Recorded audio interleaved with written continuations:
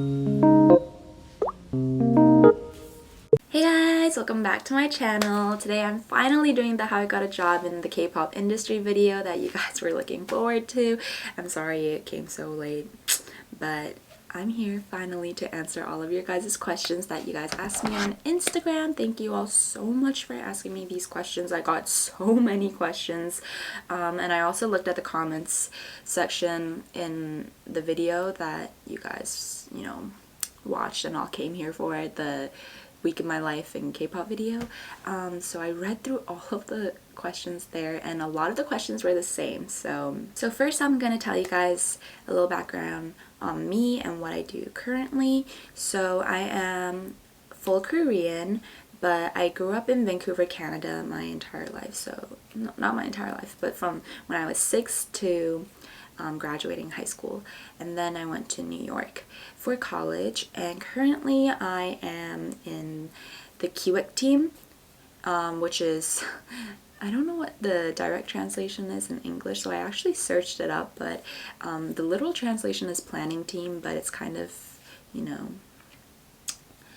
a literal translation. So basically I'm in the service planning team, I guess, or project planning team. My role specifically is kind of social media management. Our team basically plans projects for fans who want to do other things besides, like buying albums and watching videos. We do have lots of like video contents that we upload, but at the same time we create projects like fandom ad projects, like birthday projects for certain members or groups. When it's their birthday, we run ad projects that, the ads that you see on subways and things like that. So we run projects like those. We make like content creations such as K-pop quizzes, just side fun things that, K-pop fans can enjoy. So we plan those projects and we execute them, and my job is to really promote them on Instagram, Twitter, just social media management in general. So yeah, that's what I do. Okay, so now that you guys know what my job is, let's get on with the questions. The number one question that you guys ask me the most is, what major did you graduate with and what college did you go to? My major was actually Media Culture Communications at NYU, and I minored in Business of Entertainment Media Technology. Now this is a STEM major at NYU, so it's actually quite different from other media communication majors at other schools. I mean, it's probably like similar, but ours was a STEM major because we had to take a little bit more science classes and math classes and things like that, and it's basically, the core of it is to study how media and technology has been changing human behavior and our community, the world as a whole. So it was a pretty theoretical major, but my minor was a cross-school minor between Stern and Tisch and Steinhardt. And so Stern is the business school and Tisch is the film, like kind of art school. And so I learned a lot about the entertainment side, like the business of how entertainment industries work. So I took a lot of like classes towards entertainment industries and marketing classes. And then on the Tisch side, the art school, I took a lot of like production classes and things like that, which I will get into more depth later. I actually have my transcript here right now at NYU. I haven't looked at it in so long, but I'm going to tell you guys what classes that I took. So actually I was able to graduate a year early because in grade 10 I went to NYU for a summer pre-college program, and there I actually wanted to be an actress back then, so I took some theater classes and I went for a film acting pre-college program, and there I took 6 credits. And then in high school, I took a bunch of AP classes, and NYU was able to take 4 of them, which was English Literature, Environmental Science, Psychology, and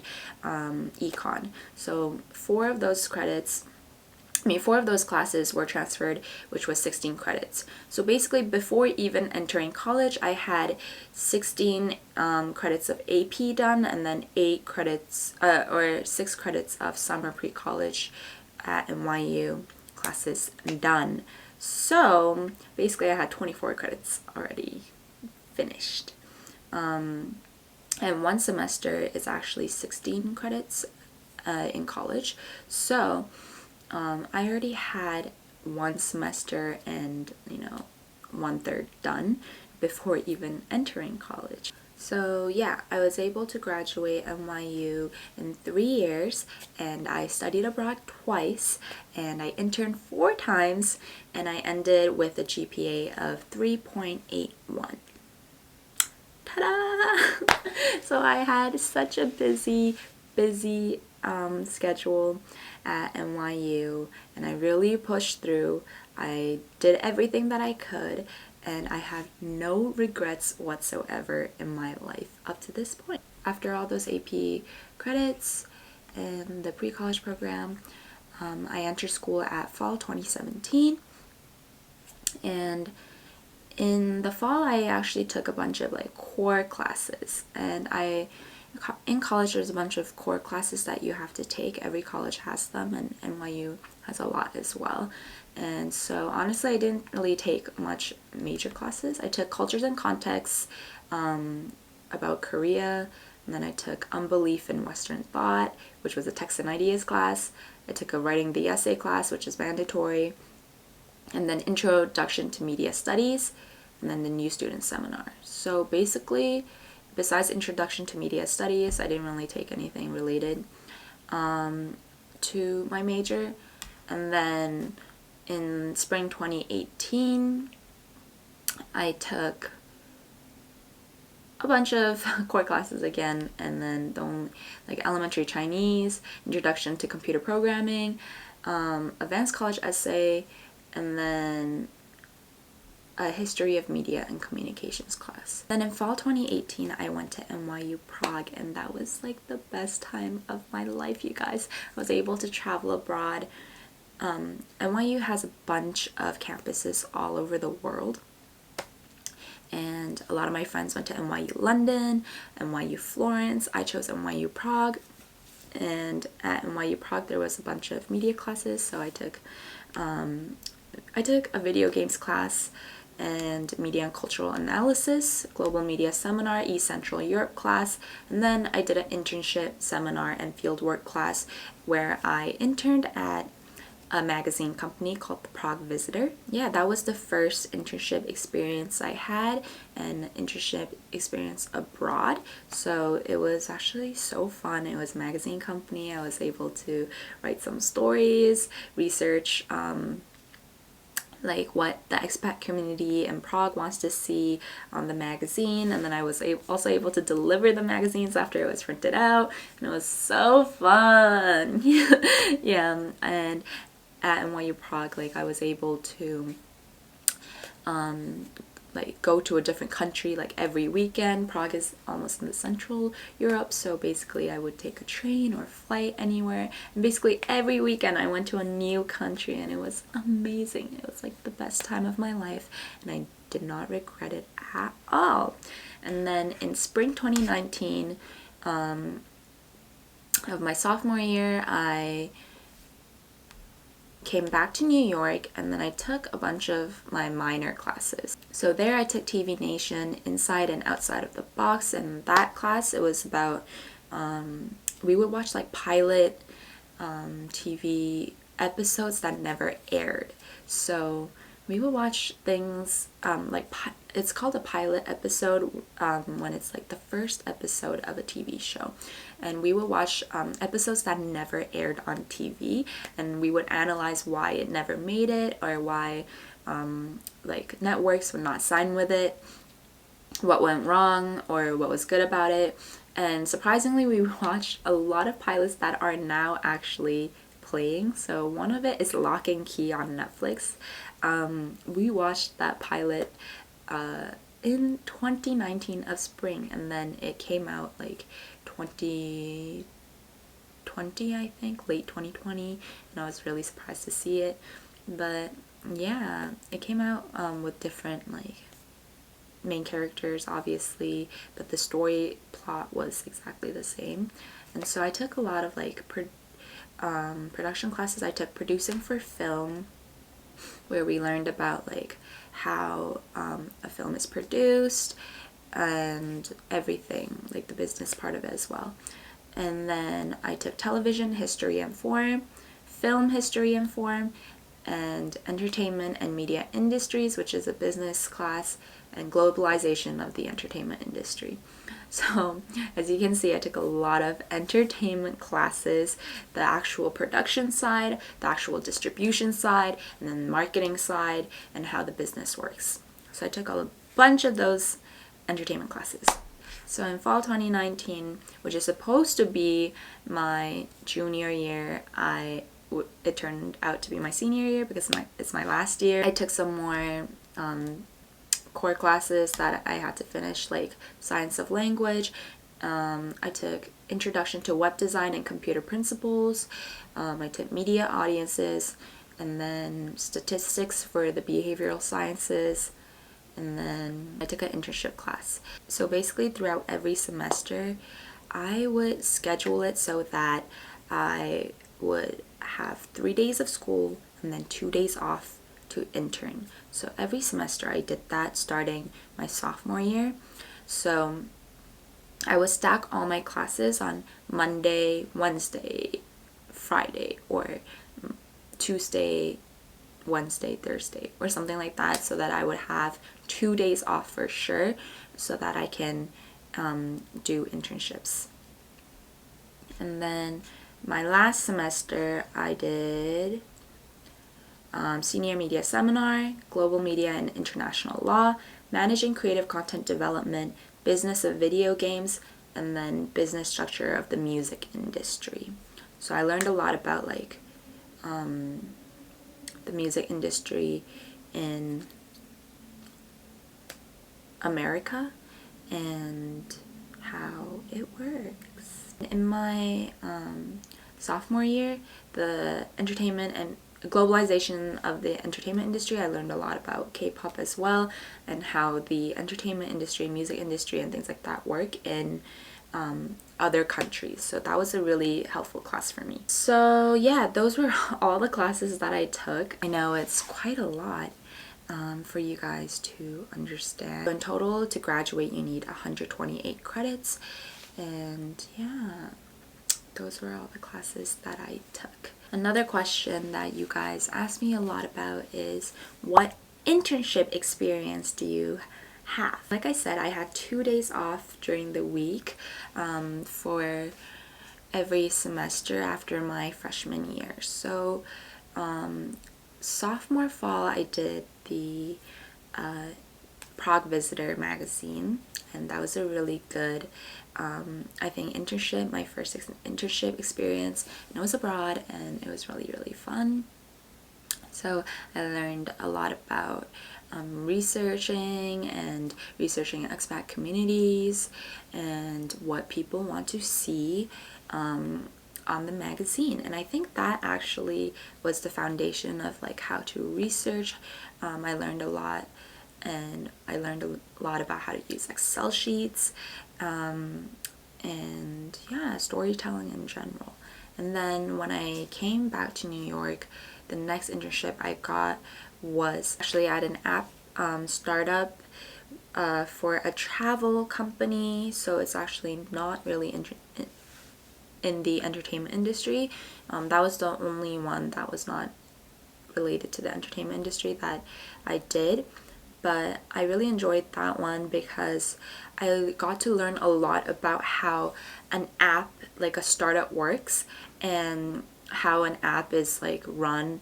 And I was a marketing intern for that app, so I did a lot of social media marketing. I was able to grow create their whole Instagram page, Facebook page, Facebook community, and basically I would grow their follower base on Instagram, and that was my first time doing social media marketing, and I think that was a huge help for my current job right now, because now I am doing social media management. And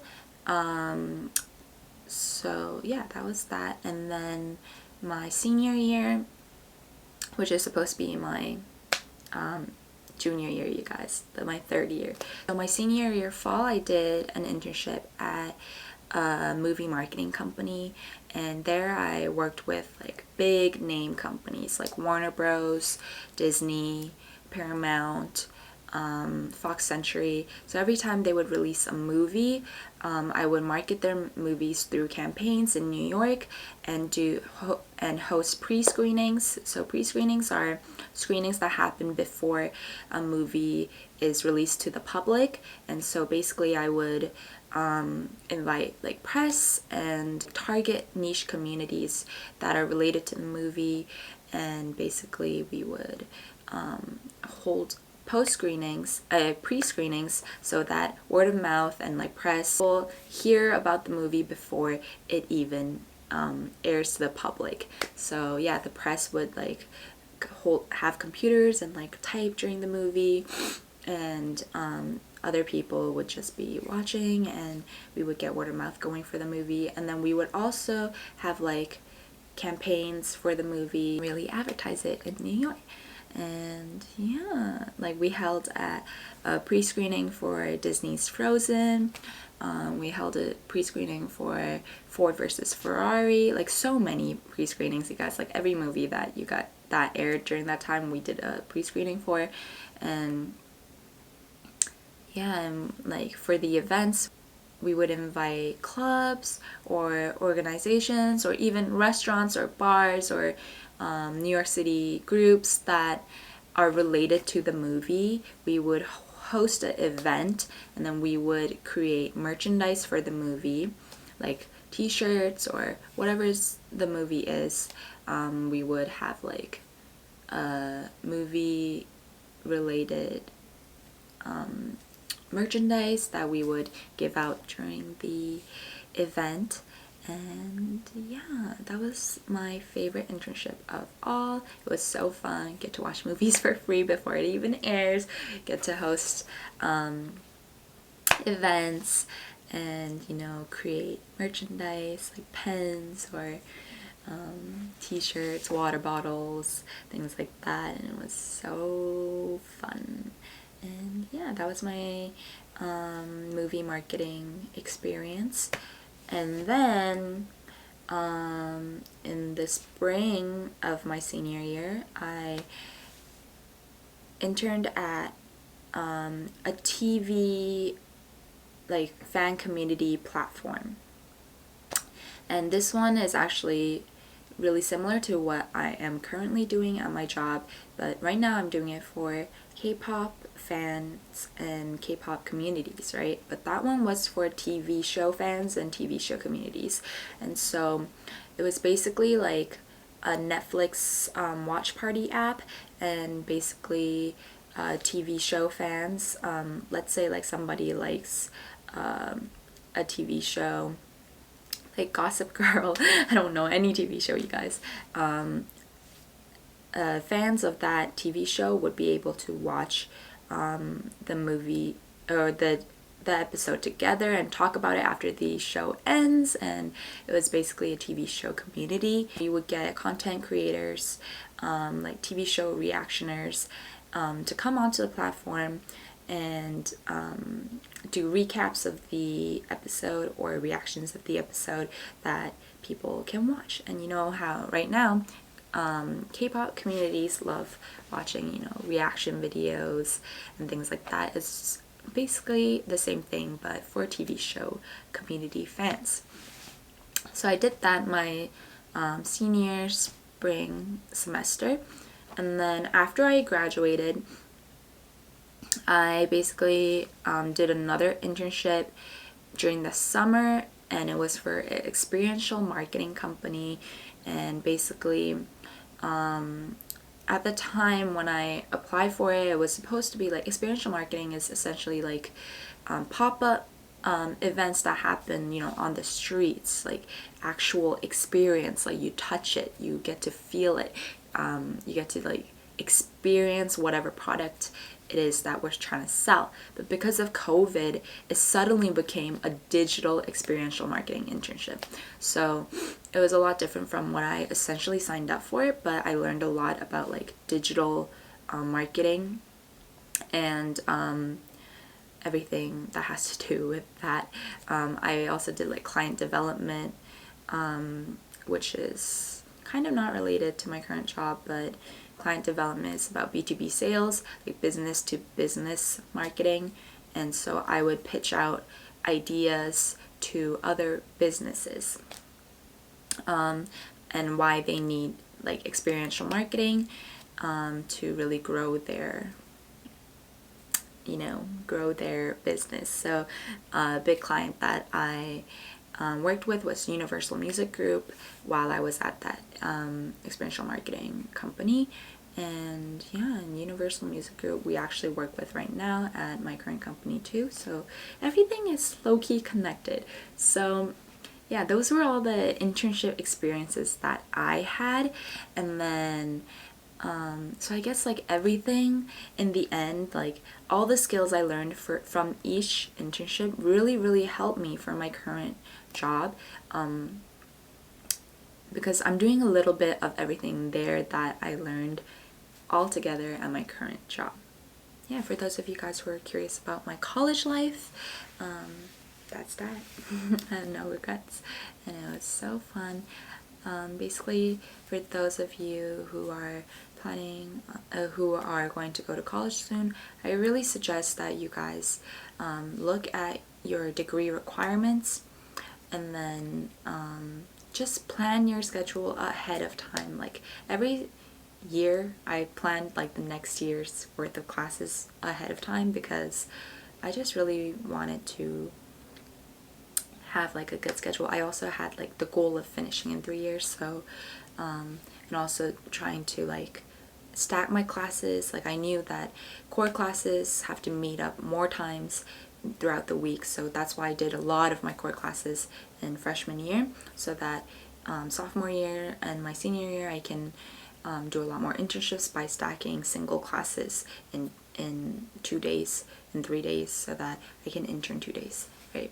So look at your degree requirements, try to get your core classes finished ahead of time, try to take as many APs in high school so that you can apply those credits to your university later on, and just enjoy college too. Please don't stress too much, and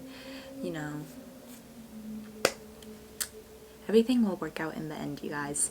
Don't stress too much about your major as well. A lot of you guys are like, oh my gosh, I'm not majoring in this, and like I'll never be able to have a job like you. That is not true. Your major really does not matter once you graduate. You can literally just do any major, and most people don't even do a career related to their major, you know what I mean? So don't stress too much about your major. Just try to take as many elective classes in what you're really interested in then. If all else fails, or just transfer your major. And if those things don't work out, it really doesn't matter. You can still apply to a K-pop job even if you are a bio major, as long as you ace the interview, as long as you have other skills and internship experiences related to the job that you have, the job that you're going for. Your major itself really does not matter. I think your major should be what you're interested in, because obviously you're spending all that money on your tuition, right? You want to learn things that are related to what you want to do after you graduate. But let's say that you change your mind halfway through, it doesn't really matter. Just try to get as much internship experience ahead of time in the areas that you want. In the end, it's all about work experience over your college and your GPA and your major. Like, you know what I mean? All those things become irrelevant later on in life after you get your first job, trust me. Everything after your first job is about work experience.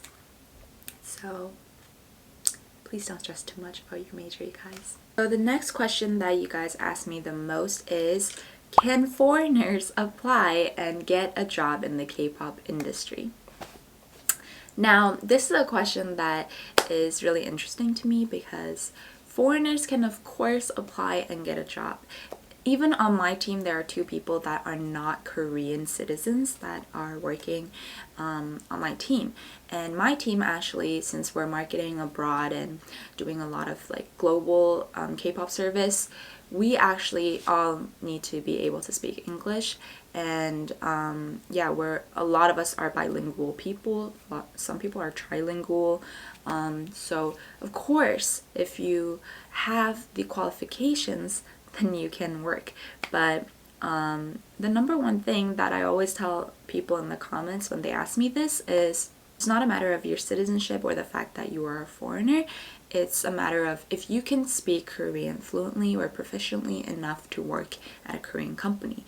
Because even if you are, if you have all these like great internship experience, and you graduated grade school, have all these like classes that you learned and a lot of knowledge, if you can't speak Korean and apply those, then it's not really possible for you to work at a Korean company, right? Because even if a lot of the work is in English that I do, basically in the end, all the reports, all the ideas, searching, all the PowerPoints that I have to make they have to be in Korean. So you have to be proficient enough to communicate in Korean with your team members, to create PowerPoints and like write reports in Korean. So yeah, you guys, please, it's not about your citizenship. Honestly, it's in Korea you can get visas to work in Korea at a company. I have people on my team that are foreigners, but it's really about, if you're proficient enough in Korean. And you have to be proficient, and you have to really be good enough to beat other Koreans who are qualified for that job. Because think about it, for any country, not just in Korea, even when I was in America, I was always pressured to do really well and have all these experiences, because as a foreigner in any country, you have to have the qualifications, you have to have something that is better. Like, why should a company hire you over their own citizen? You know what I mean? Why would they hire you over a Korean when, it's harder for them? Because for a company to hire you, they have to go over your visa process. Maybe they have to sponsor you. They have to do extra legal work just to hire you. So in return, you have to have some skill that makes you like the person that they need, right? You really need to like outshine the other Koreans who are applying. So it's gonna be tough, but I would suggest that you guys learn Korean. Korean honestly is not that hard of a language to learn compared to other languages. So I have friends who are fluent in Korean now that were complete foreigners that just learned by like watching K-dramas and studying by themselves, and now they can watch K-dramas without subtitles. And yeah, I would suggest that you guys, take the TOEIC or Korean certification tests, and yeah, just improve your Korean first if you really, really want to work in Korea. So I hope I answered that question for you guys. A lot of you guys asked me, what is your salary? I'm not allowed to discuss my salary, so I cannot answer that. But just so you guys know, even in America and even in Korea, or probably anywhere in the world, broadcasting industries pay very little. And entertainment industries in general pay really little for entry-level jobs. So yeah, don't expect a high salary at all when you're working in entertainment industry. Another question that you guys asked a lot is, have you seen any K-pop idols? Now, since I work in the SBS building, of course I see K-pop idols. I see them a lot actually, but nowadays I'm kind of unfazed. In the beginning I was really like, oh my gosh, so I saw so and so and so and so and so. My heart would beat so fast, but nowadays, like, I've seen them so many times, just like even in the lobby. We also work with them, you know. Like even last week I saw AT's Yosang. He came to film a video with us, so yeah, I saw a lot of groups like Pentagon. A lot of fans, like, they wait. They filmed the show on Tuesdays at SBS, so a lot of fans wait outside, and a lot of like photographers are there, reporters, and it's so funny because every time I leave work and I am like walking out, sometimes like by coincidence the idols are like walking out at the same time as me, so I get so many photos taken. But I've learned my lesson. Now I just wait in the back. I wait for them to go out first, and then I like count to 10, and then I go out so that nobody takes photos of me. Apparently before, the workers were allowed to like watch the stages that they do when they're filming the show and things like that, but because of COVID, now only the staff members, like the filming crew and the actual idols, are allowed in, so kind of bummed about that. Another question is working in the industry as glamorous and exciting as it looks, or does it become a 9-to-5 job? And this is funny because our job actually is like my company, we're actually allowed to come in by 10, like 8 to 10, anytime you can come in, and then you just leave after you fill the hours. So you can leave if you come at 9, you can leave at 6. If you come at 10, you can leave at 7. So I really love that about my company. Basically, I'm not really a morning person, so I love that I can come in by 10.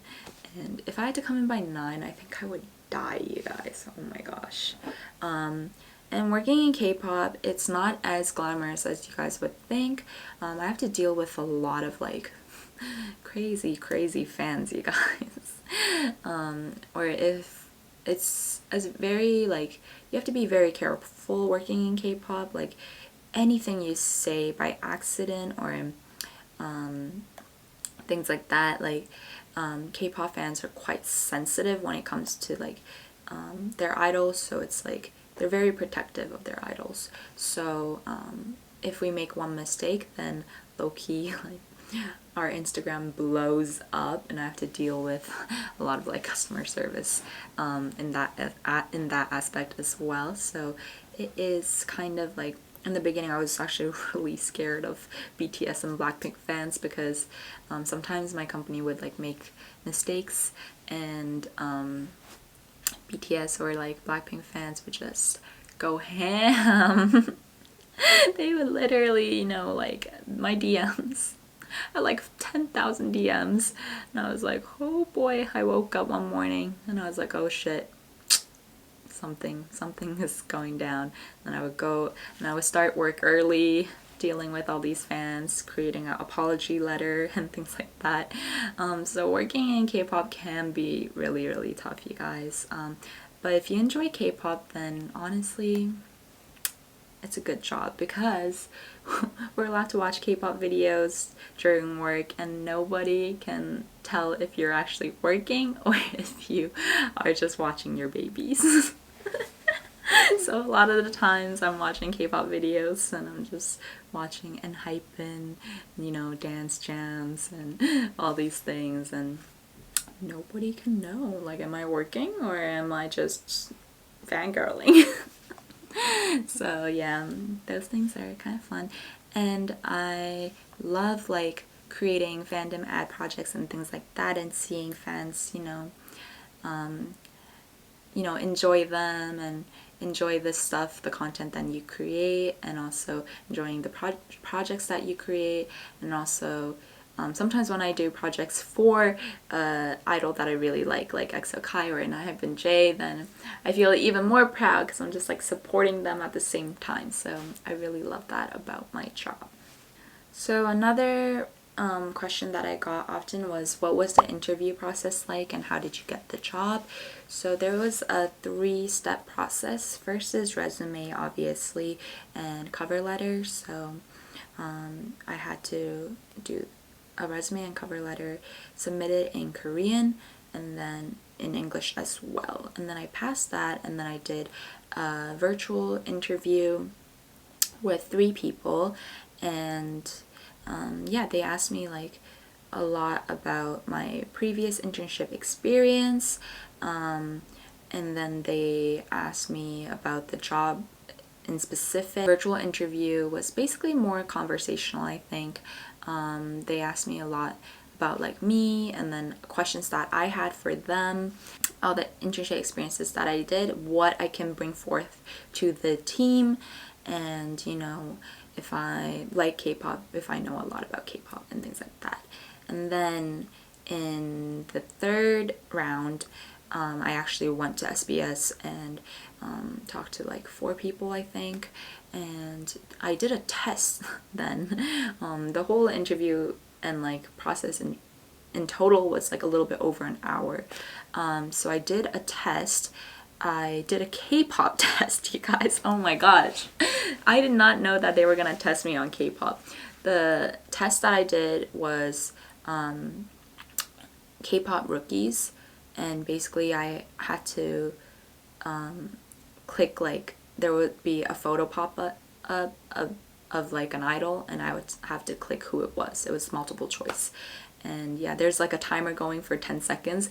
And honestly, I was really like shocked that there was a test for that. I didn't really like study anything related to K-pop before going, but luckily I only got one question wrong, you guys. Oh my gosh, but that was a tough test, because like I was kind of nervous, and I was like shocked that they were even making me test it. Like low-key, all the idol stars to look the same, you know. Even though there was like, they are members that I know, because like it would be like one photo of them like this, like I don't know, everything looked the same, and I was like, I don't know who this is, and I've been, and I would be like, twice, and like it was Espa. It went by so fast, but yeah, I got really lucky. Some of them I guessed, and I got it right, so yeah, there was a K-pop test, you guys. Imagine being tested on K-pop for a job. And then I did like a translations test, so it would be like a lot of K-pop words that people use, if I knew what they meant. Like 최애, it means like ultimate bias. You know, like K-pop words like that. I like, there was a whole page on those that I had to do, and like yeah, just like one written test with a bunch of questions about like K-pop stuff. So basically there was 2 tests. After those tests, like it was basically just talking about what the job entails, if I knew what I was getting myself into basically, and if I had any questions for them. It was mostly me asking a lot of questions. I guess they wanted to see my thought process and things like that. So yeah, that was the overall process. And then I got my job offer a week after, and then I went and started working, and now I've been working for 4 months. Woo! Yeah, so I think that is everything that I'm gonna cover for today. This is quite a long video, but a lot of you guys asked me about like different careers in the K-pop industry. Now if you guys are curious about different careers in the K-pop industry, I think I'm gonna make a separate video on that, because I have lots of friends who do different stuff in the K-pop industry. Some people work at the actual company itself, like makeup stylists, hairstylists. Some people want to work like in the actual company, like in YG, SM, JYP. Some people work at fan sign events or concerts behind the scenes. or some people are like me who work in just a K-pop service